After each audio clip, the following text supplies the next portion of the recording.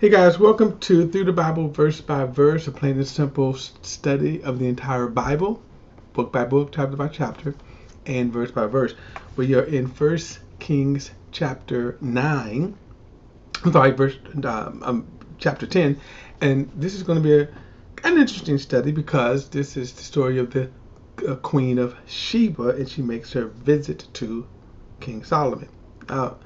This is also one of the most fascinating stories because a lot of speculations, legends, have come from this story, such as that King Solomon and Queen of Sheba got it on, even had a child. Now, there is no biblical support for this. There's also a lot of discussions as to exactly who she is and where she comes from. Probably one of the most widest accepted is that she was an Ethiopian, but some would put her at what would be considered today modern day Yemen.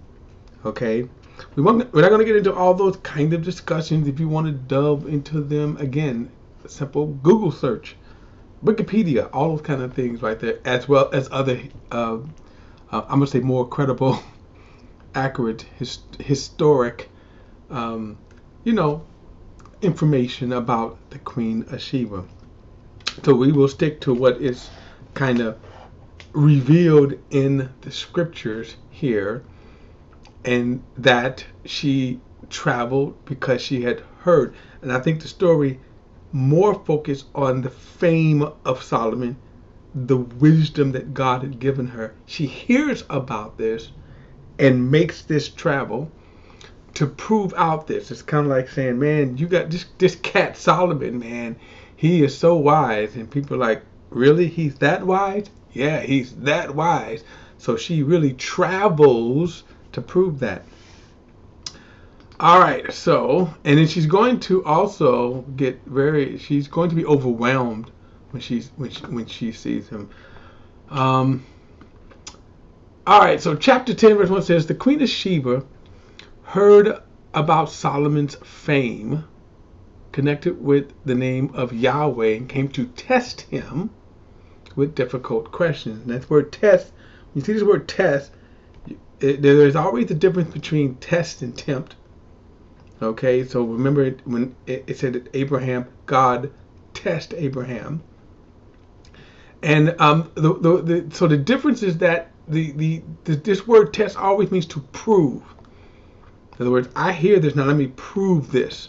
I hear how wise he is, so let me prove this. And that's what the word test in a sense means, okay? Now she's proving what she's heard, this great fame, the wisdom. And she's going to get more than she bargained for. Because she will. Okay, anyway, verse 2. So she came to Jerusalem with a very large entourage, with camel bearing spices, gold, in great abundance, and precious stone. She came to Solomon and spoke to him about everything that was on her mind. Now she had prepared this, I guess her and her peeps had prepared that this is what we're going to ask him. She might have had these questions herself, but these were stuff that, okay, if he can answer these questions, I'm going to know this cat is what everybody says, right? And the fact that she comes with camels also shows a little wealth back there. And she came with a lot of them. Verse 3. So Solomon answered all her questions. Nothing was too difficult for the king to explain to her. Now, I would have loved to know what these questions are. I would have loved to know the questions, and I would have loved to know the answers too. Verse 4. And when the Queen of Sheba observed all of Solomon's wisdom. Now let me stop for a moment right here. Wisdom is always seen. If someone is spending their time telling you how wise they are, wisdom is always seen. You could see it. You don't have to toot your own horn. Hey, I'm so wise. I'm this. Watch what he says. Watch this. So, when the Queen of Sheba observed all of Solomon's wisdom, now watch this, the palace he built, So the spectacular, the design, right? The food at his table, right? The opulence of the food, how it was set up, right? His servants' residence, his attendants' service, and their attire, his cupbearers, and the burnt offerings he offered at the Lord's temple, it took her breath away. So what she was able to observe is how people responded, how people looked. As Christians, the world ought to observe our wisdom. Won't go there, but whew, all I can think of, okay, I'm so tempted, but bottom line, wisdom is observed. And you don't have to brag on it, because people will brag on it for you. People will observe how you live your life, your wisdom, whatever you say your wisdom is, how great you are. People will observe that. So she watched and was able to see the servants, how they dressed, how they stood, how they performed their duties.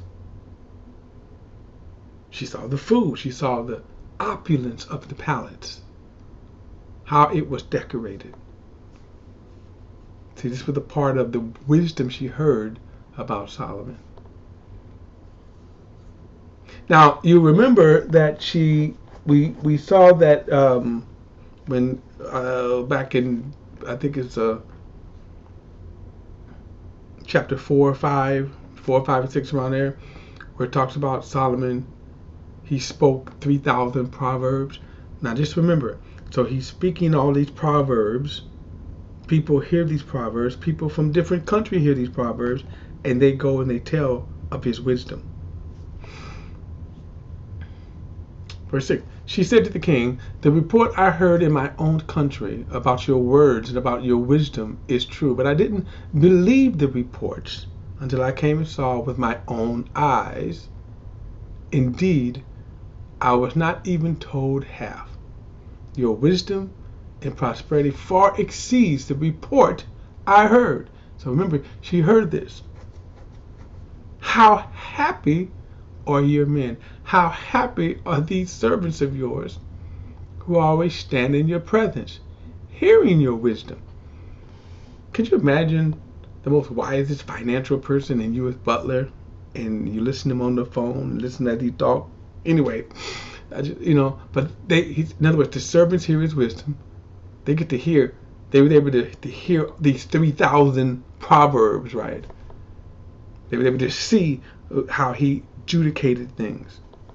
Verse 9. May Yahweh your God be praised. He delighted in you and put you on the throne because of the Lord's eternal love for Israel. He has made you king to carry out justice, and righteousness. More than all of these legends of whether or not the Queen of Sheba and Solomon got it on, what is more striking than any other testimony is her embracing the God of Israel. That is the testimony. That is more than anything else, right? Verse 10. Then she gave the king 4.5 tons of gold. Now think about this wealth right here. They poured this wealth on him. Tons, right? A ton is 2,000 pounds. So 4 tons would be about 8,000 pounds of gold. If my math is right. So it's a great quantity of spices and precious stones. Never again did such quantity of spices arrive as those the Queen of Sheba gave to King Solomon. Now, it's probably, if I was a historian, the spices probably would be a clue as to where to locate her in terms of historically, okay? Verse 11. In addition, Hiram's fleet that carried gold from Ophrah brought from Ophrah a large quantity of almug wood, and precious stones, The king made almug wood into steps for the Lord's temple, and the king's palace into lyres and harps for singers. Never before had such almug wood come, and the likes had not been seen even to this day. King Solomon gave Queen Sheba her every desire, whatever she asked, besides what she had given her out of his own royal bounty, and she along with her servants returned to her own country. So again, there's nothing in here to read that they got it on. Let me just say this. I'm certainly not discounting it, because as we will later see, Solomon he loved many women. I would almost say no doubt they got it on, but that's not the part of the narrative here. Okay, I mean, she was swept away. She was floored by him. But like I say, that's not the narrative of the story right here. But you can certainly see how it could be true. So they exchanged a lot of gifts, by the way. And by the way, this story becomes very interesting because out of all of the kings that came, and many kings came and sought audiences with him, you see this story right here. And as I said, I think the biggest story out of all of this is that she embraced the God of Israel. That they would say, your God is the God of gods. Okay? All right, so verse 14 says, the weight of gold that came to Solomon annually was 25 tons. Now, just stop and think about this again. So now it's going to give us a very large, it's going to give us a little accounting here of Solomon's wealth. And notice this was annually 25 tons. Now, keep that in mind when Nebuchadnezzar comes. Actually, we will see several invasions, and all of the wealth that will come out of that. So this was annually, okay? So 25 tons, right? Gold, 25 tons, wow. And that was annually. It says, besides what came from merchants, traders, merchandise, and all of the Arabian kings and governors of the land. King Solomon made 200 large shields of hammered gold. 15 pounds of gold went into each shield for 15 pounds. By the way, he only dealt with gold, right? Silver, throw it over there, right? But gold. So verse 17, he made 300 small shield hammered gold, and about 4 pounds of gold went into each shield. The king put them in the house of the forest of Lebanon. The king also made a large ivory throne overlaid with fine gold, of course. But think about the picture here. This white ivory overlaid with gold. The throne had 6 steps. There was a rounded top at the back of the throne, armrests on either side of the seat, and 2 lions standing beside the armrest. 12 lions were standing there on the 6 steps of each end, and nothing like it had ever been made in any other kingdom. So this was interesting here. I should have tried to get a picture of this thing here, kind of a picture. His kingdom, right? Or the throne of his kingdom. All right, all of Solomon's drinking cups were gold, right? And Solomon wasn't a rapper. Poor attempt of humor there. It says all of his utensils, all of the house of the forest were pure gold. There was no silver, since it was considered as nothing in Solomon's time. You know, like they would just stack them. You know, like we would do coins or pennies, right? Pennies a day. As for the king, in Solomon's time, for the king had. I'm sorry, let me go back and read this. There was no silver, since it was considered nothing in Solomon's time. For the king had ships Tarshish at sea with Haram's fleet. And once every 3 years, the ships of Tarshish would arrive bearing gold, silver, ivory, apes, peacocks. Solomon surpassed all the kings of the world in riches and in wisdom. Now, wisdom, by the way, gives you your wealth. Because you would just get it. You would know how to. You would have the wisdom and the knowledge and the skill to do it. Verse 24. The whole world wanted an audience with Solomon to hear the wisdom that God had put in his heart. And so this becomes the greatest testimony. All of it which you see around here, out of the greatest thing, it was that people wanted to hear what God had put in his heart. So this is one of the greatest testimonies about Solomon, that people were turning to God. People were getting turned on to God. People were coming into a knowledge of God. Verse 25. Every man would bring his annual tribute, items of silver and gold, clothing, weapons, spices, and horses and mules. Solomon accumulated 1,400 chariots and 12,000 horsemen and stationed them in chariot cities with the king in Jerusalem. And the king made silver as common in the king made silver as common in Jerusalem as stones, and he made cedar as abundant as sycamore in the Judean foothills. So this is how much wealth he had, that he could just pile it over there, right? Just give it a Verse 28. Solomon horses were imported from Egypt and Kul. The king's traders bought them from Kul at the going price. The thing I get from that is that they were he didn't care about even bargaining down.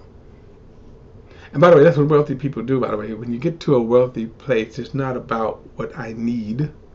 It's about what I want. Verse 29. A chariot was imported from Egypt for 15 pounds of silver and a horse for about 4 pounds. In the same way, they exported them to all of the kings of the Hittites, and the kings of Aram bought their agent. So this is Solomon's life. Unfortunately, it is not all good, but this is why you can see people sought an audience with the king. They sought